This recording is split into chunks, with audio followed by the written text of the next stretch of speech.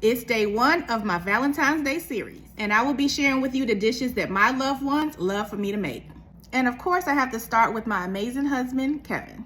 So Kevin loves anytime I make Jamaican food, and one of his favorite dishes is escovitch fish. I'm a country girl, so making Jamaican food is something I've had to practice over the years. My husband loves all the dishes that I make, but cooking is my love language, so anytime I can make a dish that I know he'll truly enjoy, that's what makes me the most happy. But I want to tell you a little bit about our love story. We met in October of 2010 at a Howard University party. Yep, we found love in the club. By December of that year, he asked me to be his girlfriend. By February of 2013, he proposed to me in Las Vegas, and by New Year's Eve of that same year, we were married. I thank God every day that I was led to go to that party that night, because on the dance floor 13 years ago, I met the most amazing man. I say all the time, he is the one that God kept for me. I love him, and I love the amazing life that we have built together. For more recipes to make for the loves of your life, grab a copy of my new ebook, Love Story on a Plate. Available now on my website, spillingthesweettea.com.